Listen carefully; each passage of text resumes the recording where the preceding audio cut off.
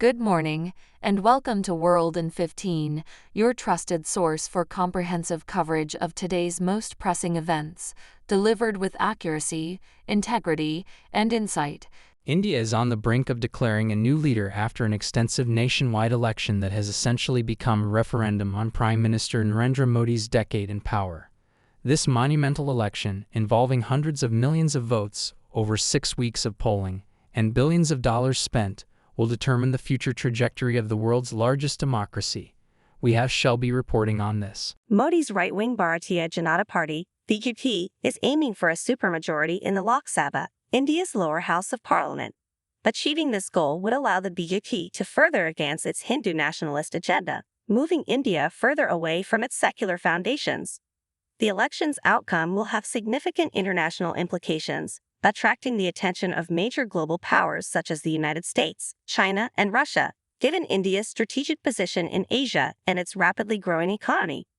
A staggering 642 million people voted in this election, braving extreme heat that caused illnesses and fatalities. The primary opposition, led by the Indian National Congress and an alliance of over 24 parties, hopes to unseat Modi by campaigning on reducing inequality and protecting democratic institutions.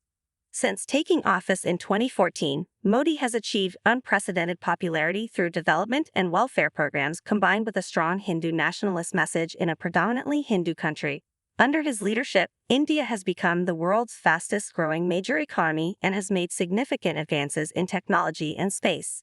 Despite these achievements, challenges such as poverty, youth unemployment, and a widening wealth gap persist, particularly in rural areas. Critics argue that Modi's decade in power has exacerbated religious polarization, with rising Islamophobia and incidents of religious violence. Modi's rhetoric, often seen as divisive and Islamophobic, has sparked controversy. He has been accused of labeling Muslims as infiltrators and supporting conspiracies that suggest Muslims are attempting to displace Hindus by having larger families. His party has released several politically charged videos targeting Muslims, one of which is under police investigation. The Indian National Congress, which played a crucial role in ending British colonial rule, has struggled to regain its footing over the past decade, losing ground to Modi's popularity. Rahul Gandhi, representing the Congress Party, is contesting the election from Kerala and Uttar Pradesh. The party faces significant legal and financial challenges, with allegations that the BJP is using state agencies to suppress opposition. The arrest of Arvind Kejriwal, the popular leader of the Aam Aadmi Party and a vocal Modi critic, led to protests and claims of political conspiracy. Kejriwal's release on interim bail has energized the opposition, uniting previously divided political leaders. The Congress manifesto, considered one of the most progressive, promises freedom from fear and a commitment to upholding constitutional freedoms of speech, expression, and religious belief. Voter turnout, though slightly lower than in 2019, remains robust, reaffirming India's status as the largest democratic exercise in the world. Hundreds of millions of Indians have participated in this election to decide the leadership of the world's most populous country. Back to you, John. Thanks for that update. As Taiwan's largest rock band performed in Beijing last month, their home island grappled with the latest display of Chinese aggression. Chinese warships and fighter jets encircled Taiwan for 2 days in the largest military exercises seen in over a year. We have Anthony reporting on this. Speaking to tens of thousands of fans at the sold-out Bird's Nest Stadium, Mayday's lead singer Ashen didn't address the aggression. However, his remarks stirred controversy for a different reason.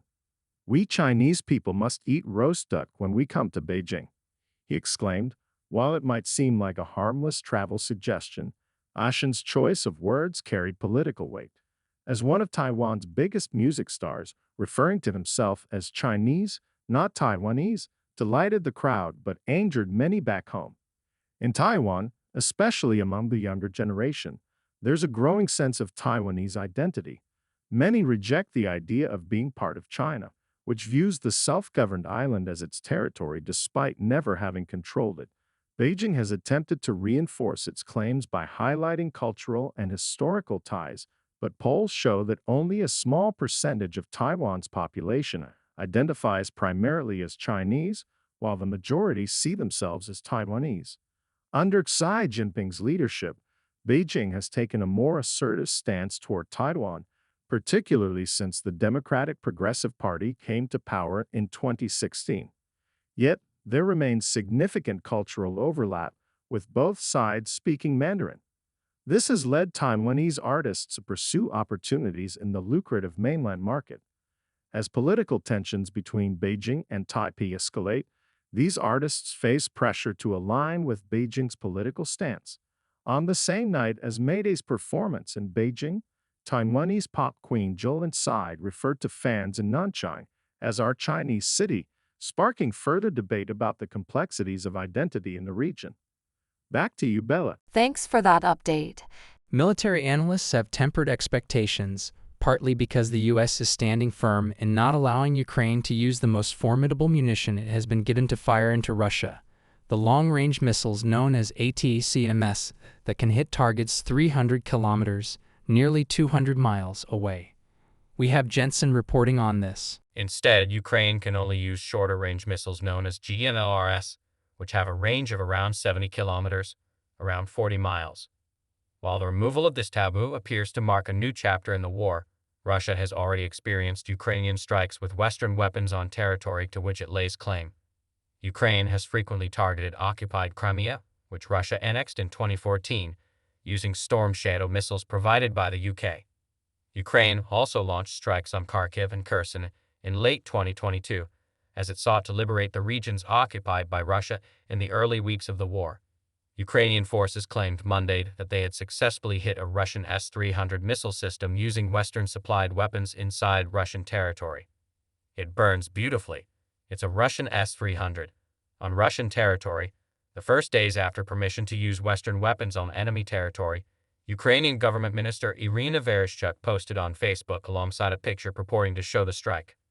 This comes just days after U.S. President Joe Biden gave Ukraine permission to carry out limited strikes using U.S. weapons in Russian territory around Kharkiv, after several European nations had removed restrictions on how the weapons can be used. It is unclear if the weapons used in the strike described by Vereshchuk were U.S. supplied. Ukrainian President Volodymyr Zelensky has praised Biden's decision to allow some strikes in Russian territory as a step forward that will help his forces defend the embattled Kharkiv region, though some analysts have questioned whether the new freedoms will significantly bolster Ukraine's ability to repel Russia's invasion. Back to you, John. Thanks for that update. The shot is iconic. An unidentified man in a white shirt, hands full of bags, facing off against a column of tanks on Beijing's Avenue of Eternal Peace after the Chinese Communist Party ordered a bloody military crackdown on pro-democracy protesters. We have Alana reporting on this. The photo and footage of the so-called Tank Man became the defining image of the Tiananmen Square crackdown, whose 35th anniversary passed on Tuesday. On the night of June 3, 1989, after nearly 2 months of demonstrations by students and workers demanding faster political reform and an end to corruption, convoys of armed troops entered central Beijing to clear the square. It was a bloodbath. Witnesses described tanks driving over unarmed protesters and soldiers firing indiscriminately into the crowd. To this day, the massacre remains one of the most sensitive political taboos in mainland China, with all mention of it strictly censored. Commemoration can lead to imprisonment. Chinese authorities have not released an official death toll, but estimates range from several hundred to thousands. Still, each June 4 since, diaspora communities and surviving protesters in exile around the world have commemorated the event, often resharing the historic photo by Jeff Widener, then a photographer for the Associated Press, AP, as well as footage shot by CNN's crews. The journey of the photograph, too, captured the tension and fear of the time, involving smuggling equipment and film past authorities and across borders. By that point, the Chinese government was trying desperately to control the message going out to the world, and was trying to stop all American news outlets, including CNN, from broadcasting live from Beijing. These interviews, excerpted from Assignment China, an oral history of American journalists in the People's Republic by Mike Chenoy, CNN's Beijing bureau chief during the crackdown, offer the behind-the-scenes story of perhaps the most famous moment in the crisis. Chenoy was there, broadcasting live from a balcony overlooking the scene, and spoke to witnesses during and after the historic event. It was Monday, June 5, 1989, and Beijing was reeling from the crackdown the day before. Liu Hyungxing, the photo editor for the AP to Beijing, asked Widener to help get photos of Chinese troops from the Beijing hotel, which had the best vantage point of the square, now under military control. Widener had flown in from the news agency's Bangkok office a week before to help with coverage and was hurt when the crackdown began, he told CNN previously, after having been hit in the head by a rock and laid low with the flu. He set off with his camera equipment hidden in his jacket, a long 400mm lens in one pocket, a doubler in another, film in his underwear, and the camera body in his back pocket. I'm biking towards the Beijing hotel, and there's just a bridge and shared buses on the ground, he said. All of a sudden, there's 4 tanks coming, manned by soldiers with heavy machine guns. I'm on my bicycle thinking I can't believe I'm doing this. I hear rumors that other journalists had had their film and cameras confiscated. I had to figure out a way to get into the hotel, he added. I look inside the darkened lobby, and there's this Western college kid. I walked up to him and whispered, "I'm from Associated Press. Can you let me up to your room?" He picked up on it right away and said, "Sure." That young man was Kirk Martson, an American exchange student who snuck Widener into his 6th-floor hotel room. From there, Widener began photographing the tanks rolling by on the roads below, sometimes hearing the ring of a bell that signified a cart passing by with a body or an injured person being taken to the hospital, he said. Back to you, Bella. Thanks for that update. Claudia Sheinbaum won a landslide victory to become the first female president of Mexico and first Jewish person in the role, adding to the growing list of accolades to the climate scientist and former mayor of Mexico City. We have Jordan reporting on this. But when she formally takes office in October, how will she tackle the biggest challenges facing the country as concerns about its security and the future of its democracy loom large? Complicating her administration's debut, Sheinbaum will also have to contend with the shadow of her polarizing mentor, the outgoing President Andrés Manuel López Obrador, from the same Morena party. Sunday's vote was widely seen as a referendum on López Obrador's term, and while his popular social welfare policies have helped push many Mexicans above the poverty line, experts say his security measures have done little to address the expanding reach of organized crime in the country. In a speech following the election, Sheinbaum promised to govern for all and to be an investor-friendly president. "We know that dissent is part of democracy, and although the majority of the people support our project, our duty is and will always be to look after each and every one of the Mexicans without distinction," she said as she struck a conciliatory tone at the end of the highly partisan race. "So, although many Mexicans do not fully agree with our project, we will have to walk in peace and harmony to continue building a fair and more prosperous Mexico." She promised a government without corruption or impunity and guided by Republican austerity, financial and fiscal discipline, and autonomy of the Bank of Mexico. While Sheinbaum's victory was widely expected this weekend, the biggest story of last night was that the Morena party looked set to gain supermajorities in both houses of Congress, said Karen Zissis, a Mexico expert and editor-in-chief of the America Society/Council's website. On Monday morning, the Mexican peso slipped roughly 3% against the U.S. dollar amid rising concern that the ruling party will have a clear path to pass controversial constitutional reforms sought by López Obrador. The reforms include a range of issues in areas like pensions and the energy sector, but they also include controversial judicial and institutional reforms, which critics say would weaken the separation of powers and see the disappearance of some independent regulatory agencies. We have to see what happens when she comes into office.